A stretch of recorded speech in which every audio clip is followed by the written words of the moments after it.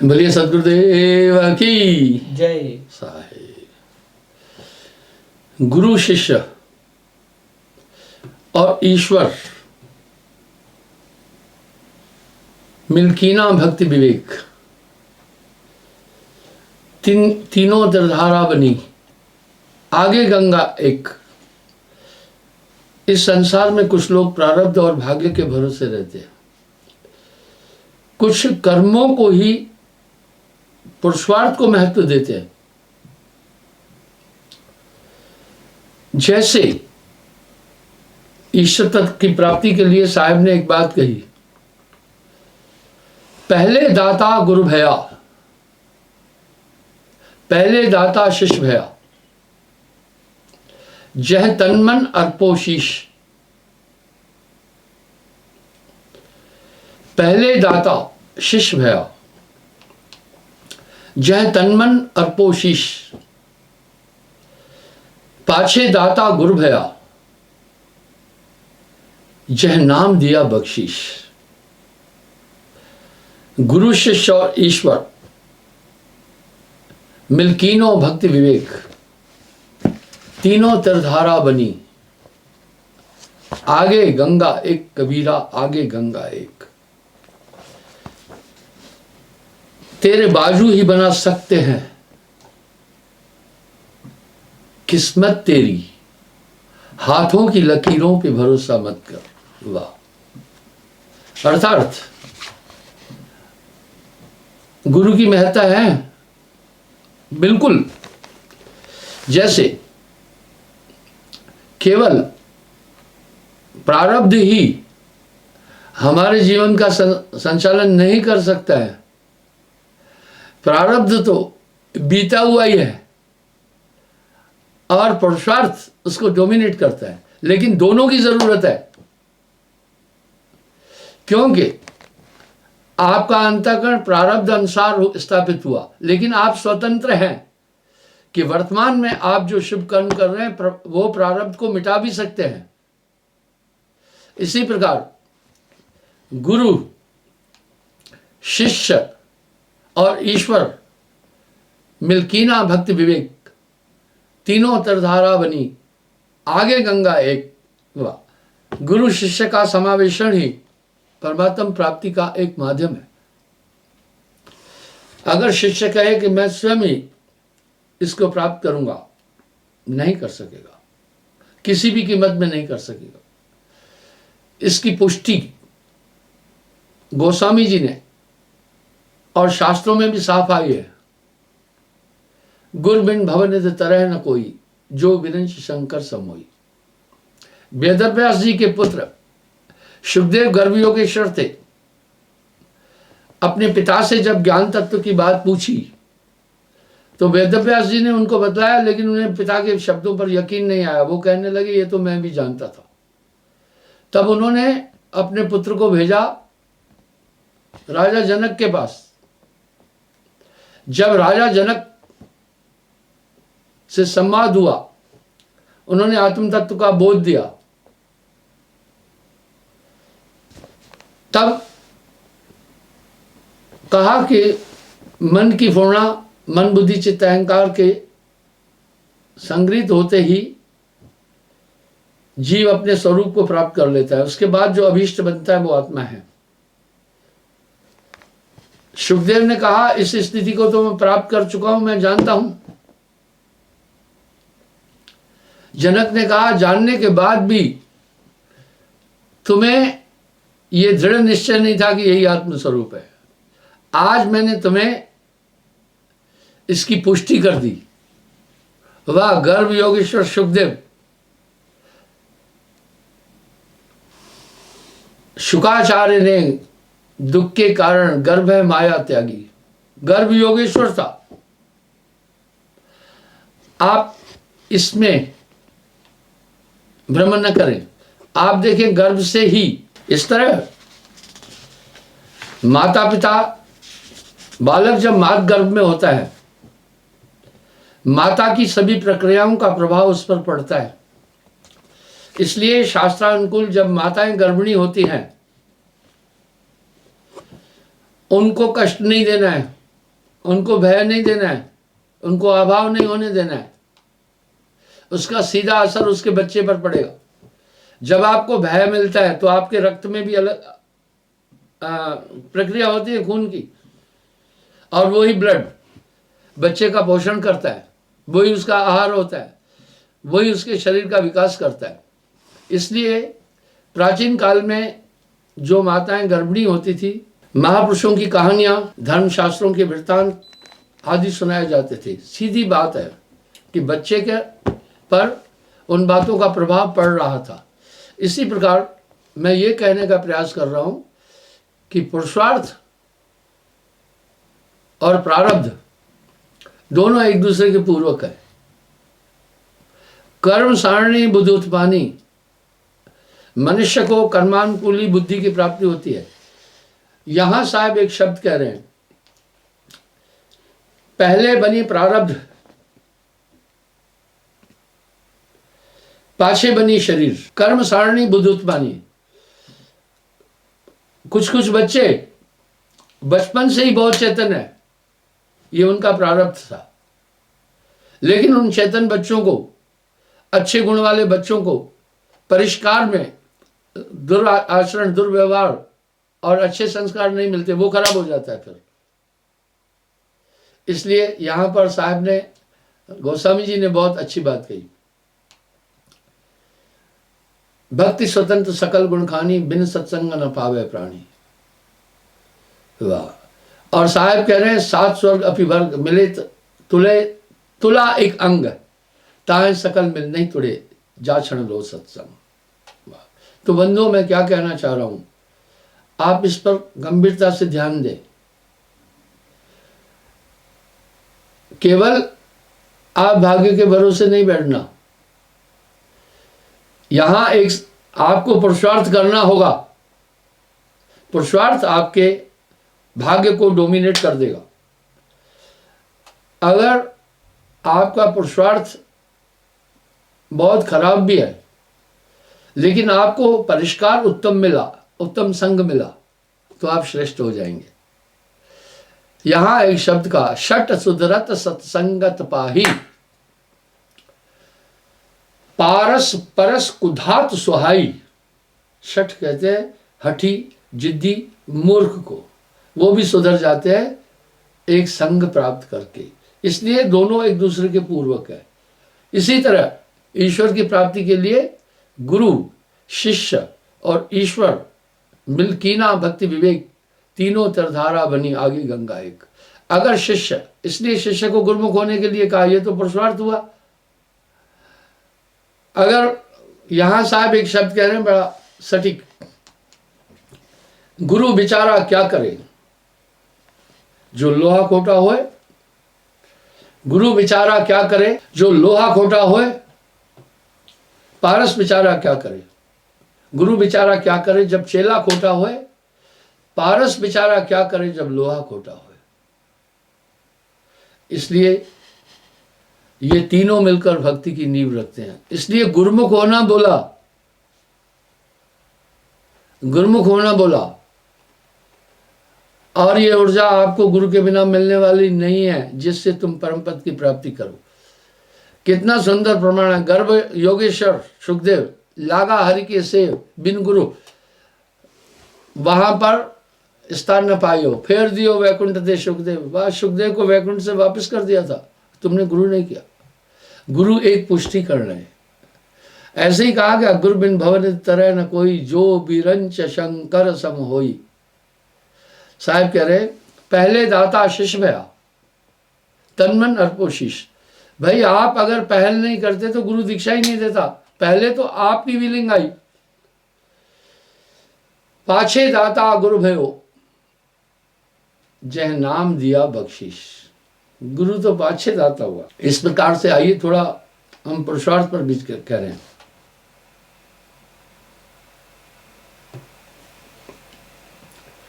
पूर्व जन्म के पुरुषार्थ अर्थात पूर्व जन्म के कर्म के अतिरिक्त दैव कोई पदार्थ नहीं है। वाह, वशिष्ठ जी राम जी से क्या बोल रहे हैं? पूर्व जन्म का जो कर्म है उसका संचित ही आपका दैव बना।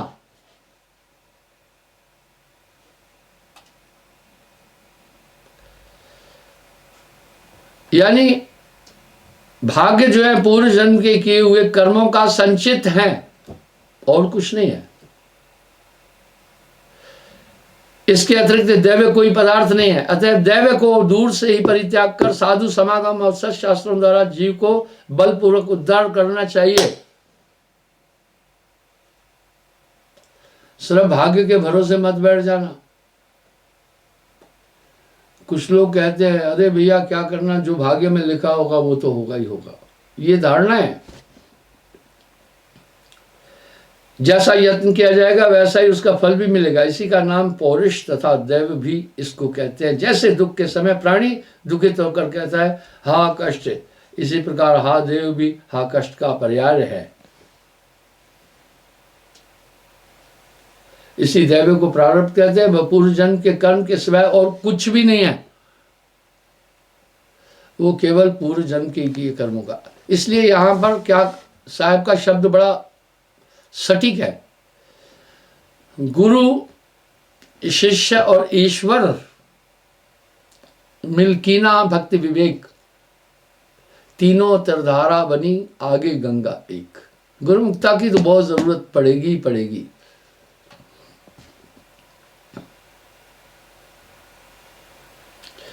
ये पर्यायवाची और शब्द हैं दोनों। वह पूर्व जन्म के कर्म के सिवाय और कुछ नहीं है। जैसे पराक्रमी मनुष्य बालक को अनायास ही जीत लेता है, वैसे ही इस जन्म के कर्मों द्वारा इस देव को अनायास जय किया जा सकता है। सीधी बात हुई, तेरे बाजू ही बना सकते हैं किस्मत तेरी, हाथों की लकीरों पे भरोसा मत कर। पर हम यहां दैव को नकार नहीं रहे। थोड़ा बहुत तो उससे बल मिलता ही है। आदमी लाठी के बल तभी चल सकता है जब थोड़ी बहुत ताकत हो। लाठी और कुछ नहीं है। लाठी उसे थोड़ा सहयोग देती है, लेकिन जो उठ ही नहीं सकता है उसके पास चाहे 50 लाठियां रख देना, लाठी कुछ नहीं कर सकती। इस तरह दैव पूर्वोक्त कर्म लाठी के समान है।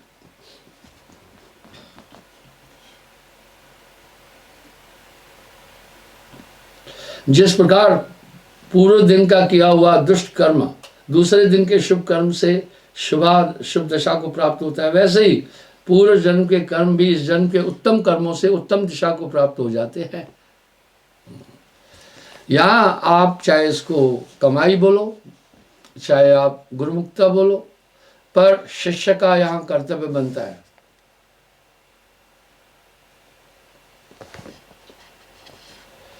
कि वह भी प्रयास करे। आत्म तत्व की प्राप्ति के लिए अनंत पुरुषार्थ हुआ है, यत्न की आवश्यकता नहीं है। किंतु आत्म साक्षात्कार पर्यंत ही अपेक्षा रहती है। महान यत्न करने पर भी पत्थर से रत्न प्राप्त नहीं हो सकता, परंतु शोकात्र कर्म से उत्पन्न करना कभी निष्फल नहीं होता।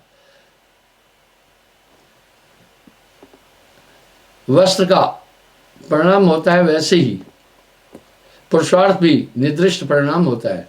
जो पुरुषार्थ सत्शास्त्र, सत्संग और सदाचार सहित होता है तो फल देता है, नहीं तो उपयुक्त सिद्धि प्राप्त नहीं हो सकती है।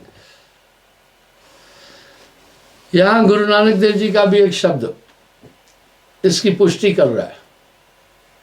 गुरुमुख लाहा ले चले, मनमुख चले मूल गवाए जीव। और यहां साहब गुरु को बेचारा बना रहे हैं, जबकि गुरु को परमात्मा के समान कहा।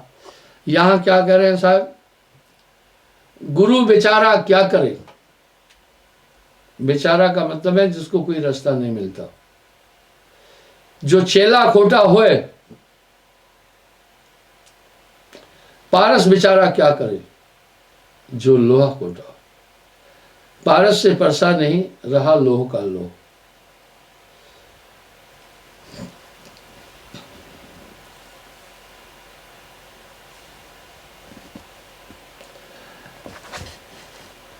किंतु आत्म साक्षात पर्यंत ही प्रयत्न की उपेक्षा रहती है। महान यत्न करने पर भी पत्थर से रत्न प्राप्त नहीं हो सकता, परंतु शास्त्र लोग कर्म से उत्पन्न करना कभी निष्फल नहीं होता है।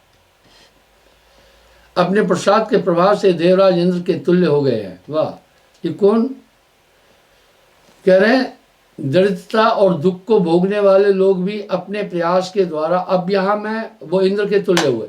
यहाँ ये नहीं कह रहा हूँ कि सब कुछ तुम कर सकते हो, कंट्राडिक्शन आपको यहाँ आएगा। कभी तो कह रहे हो कि भाई गुरु पार कर देगा, और यही मेरी आलोचना भी करते हैं ठेलुआ लोग, मेरी आलोचना करते हैं, कहते हैं ये कहता है कि नाम मत करो,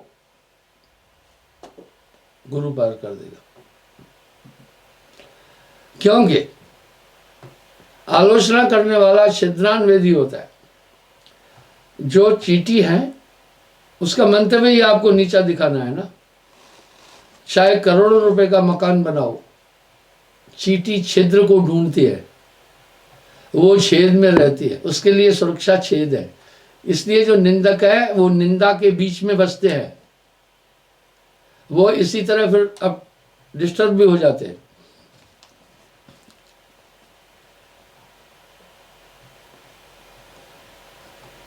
आगे कह रहे, उन पूर्व जन्म के कर्मों के जीतने के लिए जो विषयों में आसक्त मनुष्य प्रयत्न नहीं करते हैं और देव पर भरोसा करते, वो दीनहीन, पामर और मूढ़ है।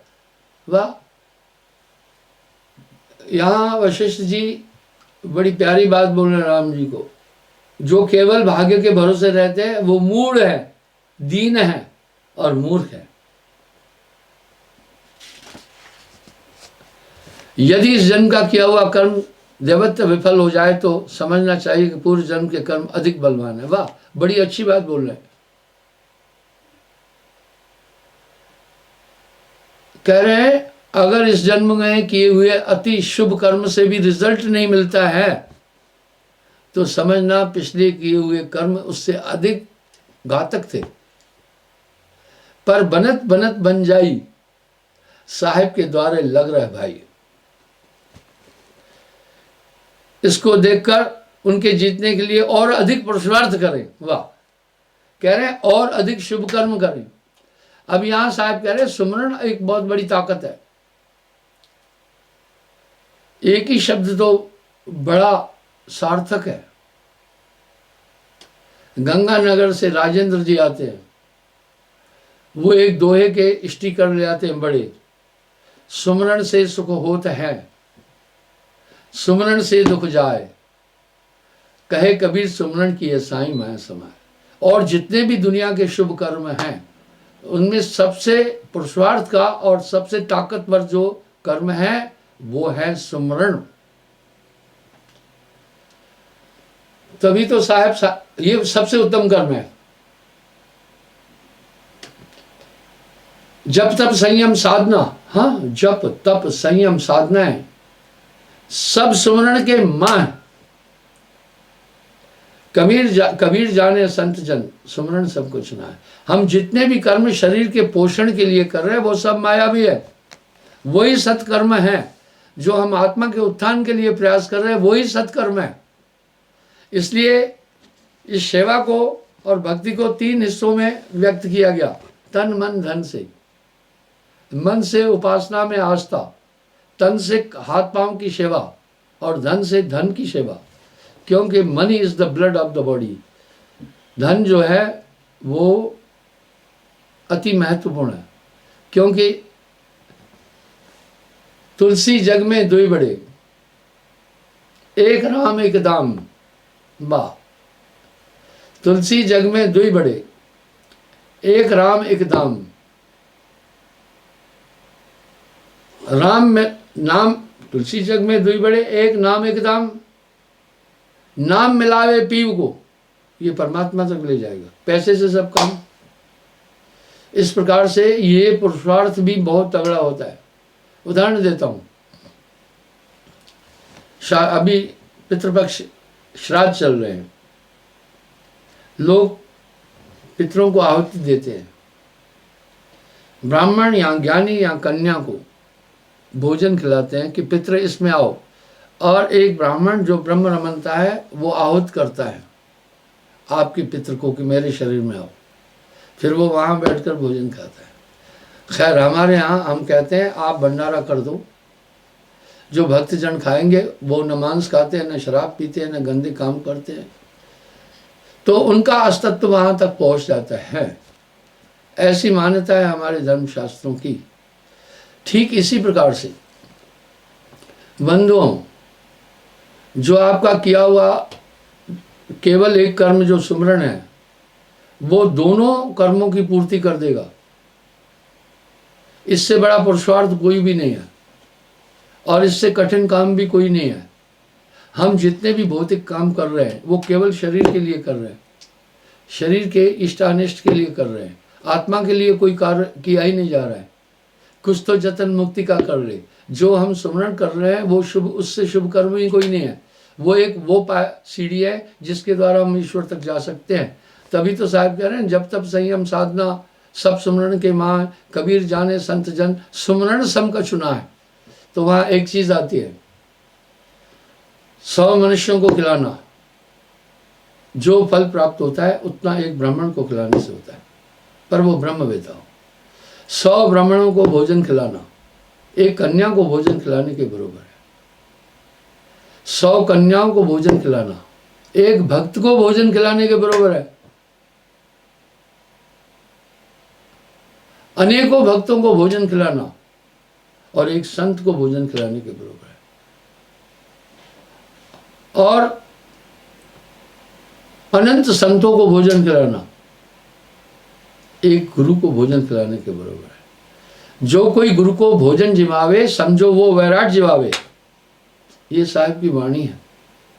इसलिए आदमी जो भी पुरुषार्थ करता है वो यथार्थ में पुरुषार्थ नहीं होता है। मनुष्य जितने भी कर्म कर रहे हैं वो सब मायावी है। पुरुषार्थ वो कर्म है जो हम अपनी आत्मा के उत्थान के लिए कर रहे हैं, परमार्थ वो कर्म है जो हम दूसरे के भले के लिए करते हैं। तो पुरुषार्थ में सुमरण सबसे, और मोक्ष की प्राप्ति का यत्न करना सबसे उत्तम माध्यम है। इसलिए तो साहब कह रहे हैं जब तब संयम साधना सब सुमरण के माँ, कबीर जाने संत जन सुमरण सम कुशना है। थोड़ा सुमरण बहुत सुख, जो कर जाने कोई, सूत न लगे बिलावना, सहजे अति सुख होए। सुमरण से सुख होता है, सुमरण से दुख जाए, कहे कबीर सुमरण किए साईं माहे जे समाए। वाह, कबीर जाने संत जन सुमरण सम कुशना है। इस तरह वो जो किया हुआ हमारा कर्म है वो आत्मा के उत्थान के लिए है, आत्म साक्षात्कार के लिए है। यहां साहब बड़ा सुंदर शब्द कह रहे हैं, चिंता तो सतनाम की, चिंता तो सतनाम की और न चितवे दास, जो कुछ चितवे नाम बिन वही काल की फांस। इसलिए शुभ अशुभ कर्म दोनों बंधन कारक बोले गए हैं, लेकिन करने के लिए अगर कुछ है तो शुभ कर्म ही करना है। पर उसमें एक शर्त है, निष्काम भाव से शुभ कर्म किए हुए ही फलदायक है। यही बात वासुदेव कृष्ण ने कहा, शुभ कर्म करना है लेकिन उनकी फल की प्राप्ति की इच्छा त्याग करके। यदि फल की प्राप्ति के लिए शुभ कर्म किए गए तो वो शुभ कर्म यथार्थ में शुभ कर्म नहीं है, वो कर्म तो केवल इसलिए किए कि इन कर्मों से हमें लाभ मिलेगा। जब ये धारणा आई तो वो पुरुषार्थ कर्म नहीं होते। इसलिए सुमरण के अलावा जो कुछ भी आप काम कर रहे हैं वो सब मायावी काम है। सार कबीर सुमरण सार है, दूजा सबे सार। कुछ तो मुक्ति का जतन कर ले। मनुष्य जीवन भर जो भी कर्म करता है वो केवल मन के अभीष्ट के लिए करता है, मन की आकांक्षाओं की पूर्ति के लिए कर रहा है, आत्मा के लिए वो कुछ भी नहीं कर रहा है। इसलिए वो सब मायावी कर्म है। सत्कर्म क्या है? जो हम आत्म उत्थान के लिए, आत्म कल्याण के लिए कार्य करें वही सत्कर्म है, और कोई संसार में सत्कर्म नहीं है। तो बंधुओं, इस प्रकार से सुमरण के बहुत बड़े गुण कहे गए। कहे कबीर सुमरण किए साईं माँ समाए। मनुष्य को परमार्थ और पुरुषार्थ दोनों करना है, लेकिन परमार्थ अपने पुरुषार्थ को मिटाकर नहीं करना है, अपने पुरुषार्थ को स्थित रखकर ही परमार्थ करना है। यानी आप सुमरण के अलावा जो कुछ कर रहे हैं वो सब मायावी काम है। वो पुरुषार्थ है ही नहीं। यहां कह रहे हैं तुम्हारा पुरुषार्थ पूर्वक प्रारब्ध को खत्म कर देगा।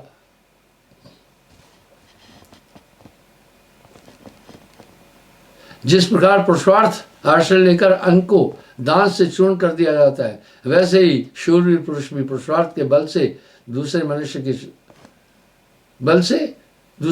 के को चूर्ण कर देता है। इसलिए अल्प बल वाले मनुष्य प्रयत्नशाली बलवान मनुष्य के सामने अन्न के समान तथा मुक्ति के पेड़ के समान इच्छानुकूल कर्म में नहीं लगते। कहने का मतलब है कि ऐसे जो मनुष्य हैं जो भाग्य के भरोसे बैठे हैं वो उनके सामने, पुरुषार्थियों के सामने अन्न के समान है।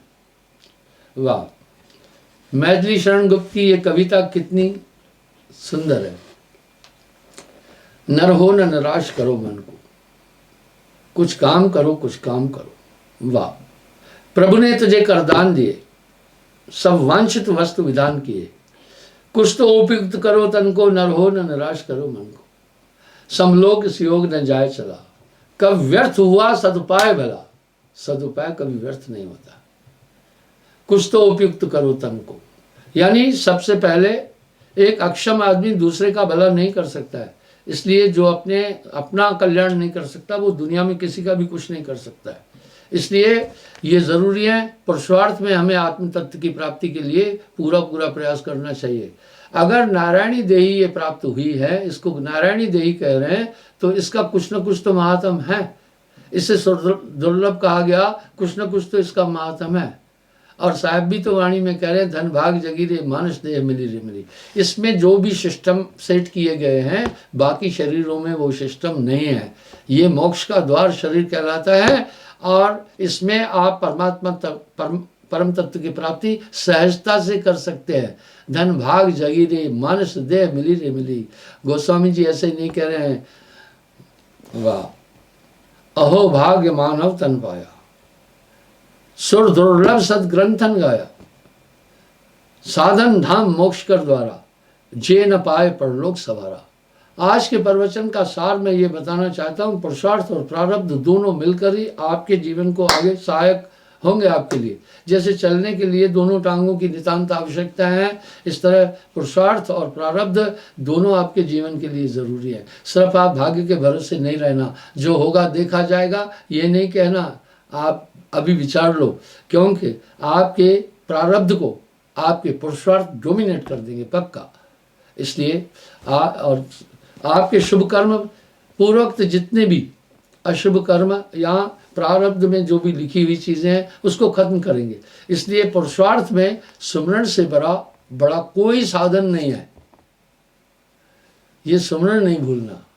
जब तब संयम साधना सब सुमरण के माँ, जब तब संयम साधन सब।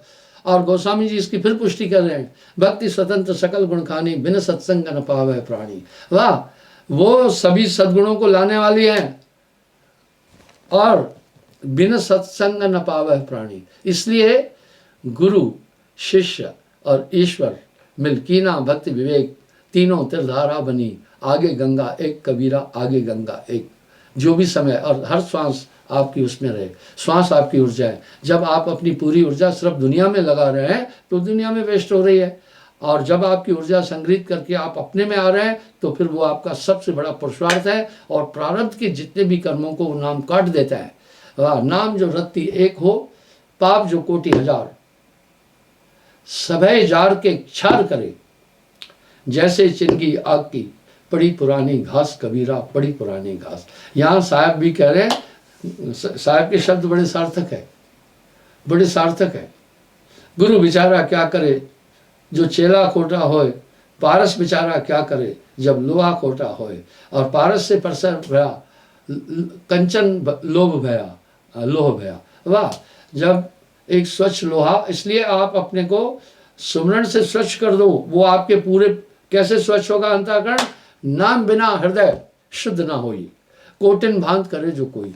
वो आपके पूरे प्रारब्ध पर हमला कर देगा, शुभ अशुभ दोनों कर्मों को वो जला देगा। आपका सुमरण, वह सुमरण कबीर जाने संत जन, सुमरण सम कछु नाय। सुमरण से सुख होते हैं, सुमरण से दुख जाए, कहे कबीर सुमरण किए साईं माय समाय।